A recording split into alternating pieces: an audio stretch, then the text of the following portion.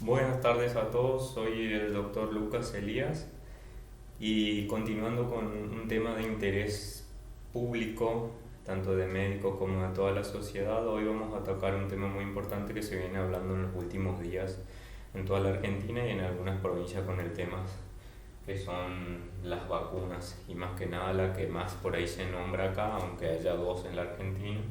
La primera que llegó, que el Sputnik V, que llegó a partir de diciembre del 2020 y ya se empezó a vacunar con esa y es la que más se está aplicando contra la enfermedad, contra el COVID-19, el virus, ¿verdad? Los datos los tenemos todos en la página del Ministerio de la Salud de la Nación Argentina, de la OMS, también artículos científicos como la revista Lance que ha publicado sus últimos datos de acuerdo a la Sputnik.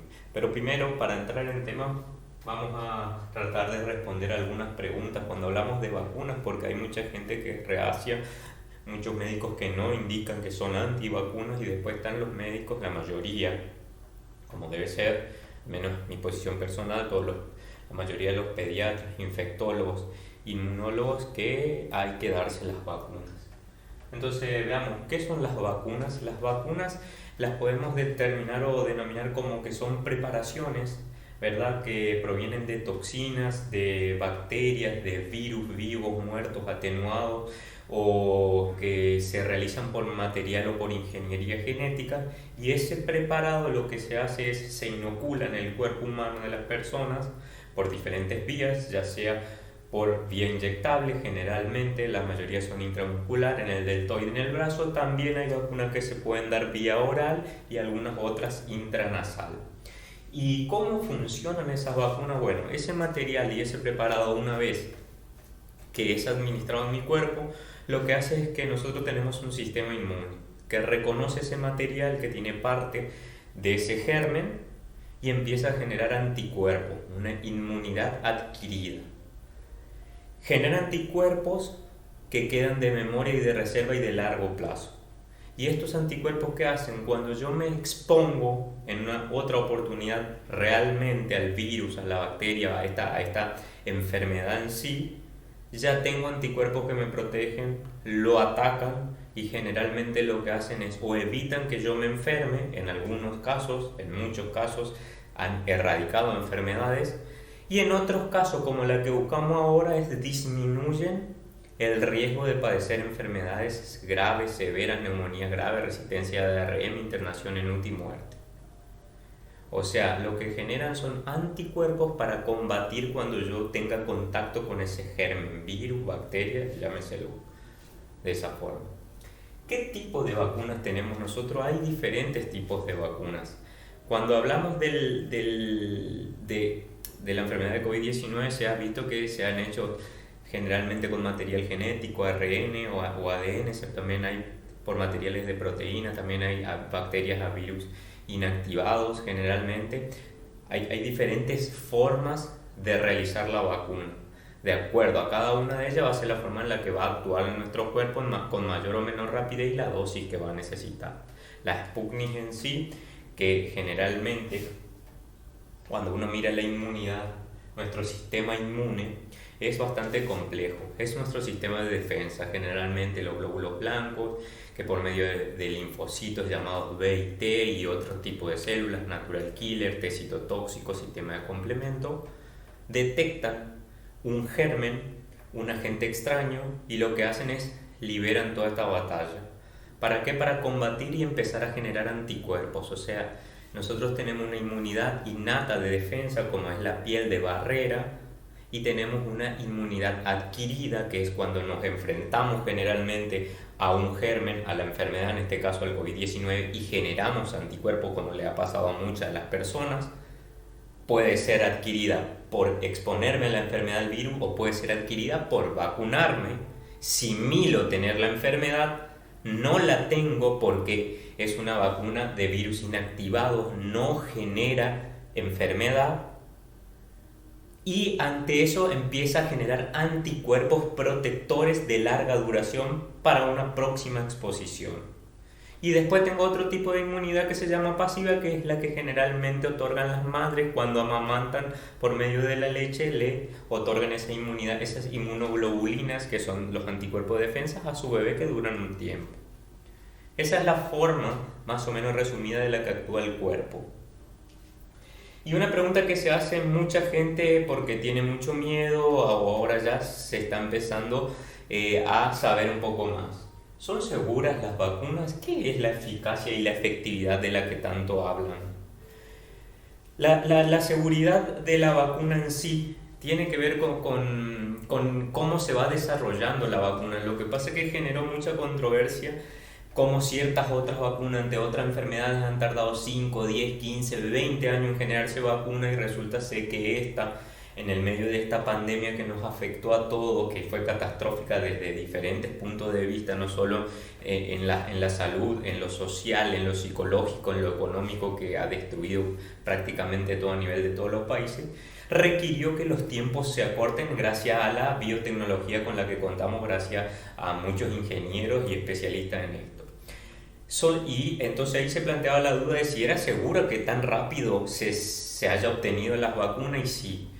O sea, todos tuvimos al principio miedo, pero después cuando fuimos leyendo los artículos y interiorizándonos, los que no somos especialistas en inmunología o en infectología o en epidemiología, uno va viendo que las vacunas se van presentando por diferentes fases. Y en el caso de estas vacunas, de todo este grupo, llámese la Sputnik, la Pfizer, la AstraZeneca, todas no empezaron de cero como las otras vacunas que antes no se conocía. Ya empezaron directamente a partir de una plataforma prehecha de otra vacuna. Entonces eso adelantó muchos pasos de forma segura.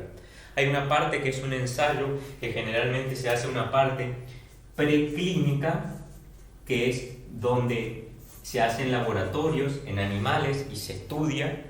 Y una vez que esa parte preclínica es superada, se pasa a la parte clínica, que es donde nosotros empezamos a escuchar de las fases.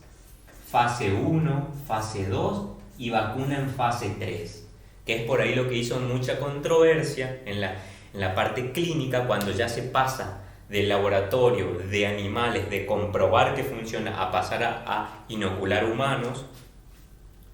En la fase 1 se utiliza un rango menor de personas que estén de acuerdo, ¿verdad? Son voluntarios, hasta 100 personas. En la fase 2 hasta 1000 personas, y se van viendo las reacciones que genera y si genera o no genera inmunidad. Hay que esperar, hay que darle tiempo y hay que ir viéndolo, controlando de cerca los efectos adversos que genera. Y en la fase 3, que es la que tanto se habló en el último tiempo, que no estaba aprobada y que estaba aprobada, que ya se aprobó, es donde directamente se decide ampliar el campo y empezar a vacunar a todas las personas que tengan indicación de la vacunación. O sea, es una vacunación de forma masiva que va a depender de cada estrategia sanitaria de salud de cada país, de cada provincia, de cada ciudad. La fase clínica, fase 1, hasta 100 personas se supera, fase 2 se amplía el rango hasta 1000, 2000 personas, y fase 3 cuando ya se lanza a la comunidad. Entonces, de esa forma segura, porque ya está controlada, uno escuchó, vio, leyó diferentes artículos en donde en fase 3 dieron a conocer lo que se llama la eficacia y la efectividad. ¿Y qué es lo que queremos decir cuando hablamos de eficacia y efectividad?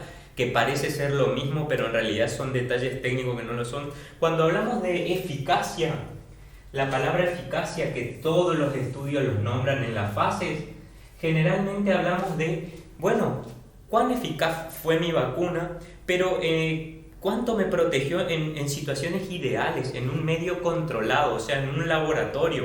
En un laboratorio, cuánto de eficacia me dio, evitó adquirir la enfermedad, evitó tener el COVID, evitó formas graves de la enfermedad, o sea, se contagiaron pero no murieron, disminuyó la mortalidad, evitó que esos que se contagiaran transmitan la enfermedad. Bueno, eso es la eficacia.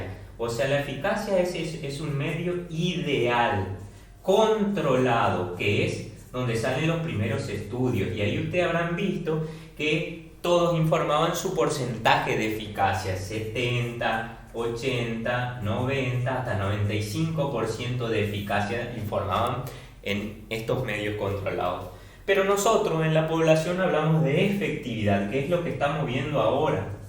Y la efectividad es cómo esta inoculación de la vacuna en los seres humanos, en nosotros, en la sociedad en sí, en condiciones ambientales normales, las que vivimos nosotros, típicas, menos controladas por los laboratorios, ¿qué genera la vacuna en nosotros?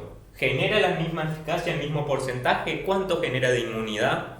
Va a depender de diferentes variantes, generalmente, de cómo se proporciona la vacuna, en qué medio viene, cuáles son las condiciones, la capacidad operativa del personal, de la nación, de la provincia, de cada ciudad, la capacidad de la sociedad de comprender y no tener miedo, que al principio todos tuvimos miedos. La persona, aparte de estar vacunada, ¿se siguen cuidando contra el coronavirus o no? Todo eso va a ir influenciando, y el tiempo en que se demore en vacunar.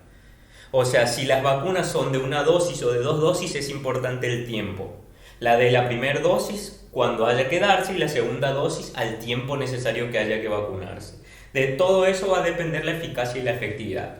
Cuando vemos la CONICET, que generalmente es el Consejo Nacional de Investigaciones Científicas y Técnicas, junto con el Ministerio de Salud de la Nación, concuerdan en que hasta que no se haya inmunizado al 70 al 80% de la población, ya sea por vacuna o por infección, no se va a lograr el efecto rebaño que nos va a permitir a nosotros controlar por lo menos el avance de la enfermedad, el avance del contagio. No se sabe si va a ser el 2021 o el 2022 todavía, a este paso que vamos yendo. ¿Cuánto dura la inmunidad? Tampoco se sabe. Ahora, ¿vamos a necesitar dosis de refuerzo aparte de estas 2 dosis de las que hablamos? ¿Van a ser dosis anuales como otros calendarios de otras vacunas? La verdad que son todas respuestas que vamos a ir sabiendo en el tiempo. Sabemos que en la Argentina ya con estudios y ciertos datos que ya logramos tener ahora después de un tiempo, sabemos que con una primera dosis se alcanza un 60 o un 70% de protección. Hay diferentes variantes, va a variar del tipo de laboratorio, de las condiciones del paciente, si el paciente tuvo COVID previamente o no tuvo COVID, y para eso se hacen, por medio de un estudio de la CONICET y del Ministerio, se ha visto que la vacuna de la Sputnik V ha llegado a un 100% prácticamente de desarrollo de anticuerpos, o sea, de inmunidad. Para eso se hacen pruebas de la inmunidad. Y se ha probado que en pacientes que tienen o que tuvieron COVID y recibieron la primera dosis de la Sputnik, estos pacientes han logrado elevar sus títulos de anticuerpos protectores hasta un número cercano a 12.000. O sea, para que entiendan, se van diluyendo cada vez más 32, 64, 128, 256, 512, así, hasta 12.000 es la cantidad de veces que se puede diluir la muestra y todavía se sigue detectando el anticuerpo protector, o sea, una buena protección con la primera dosis en pacientes que ya hayan tenido COVID.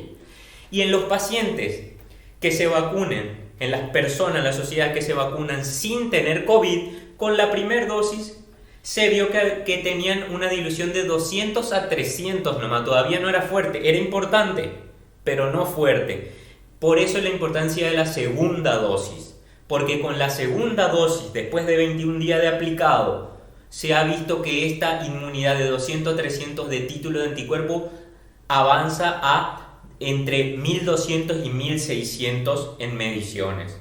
O sea, las personas que tuvieron COVID con la primera dosis ya tienen una buena inmunidad de anticuerpo. Las personas que no hayan tenido COVID requieren sí o sí la segunda dosis de la vacuna en tiempo y forma para tener los anticuerpos necesarios protectores. Bueno, esto era más o menos para entrar en el tema. Espero que les sirva el video y próximamente vamos a entrar ya en el tema Argentina de la vacuna y vamos a hablar específicamente de la vacuna la Sputnik, a quién le toca, cuáles son las contraindicaciones de la Sputnik, quiénes deberían aplicarse, quiénes no deberían aplicarse y la importancia de tener en cuenta qué significa realmente estar vacunado. ¿Estoy vacunado significa ser inmune totalmente? ¿Soy una persona ya sana? ¿Puedo o no puedo enfermarme? ¿Puedo o no puedo infectar? Esas son las respuestas que vamos a intentar dar en el próximo video.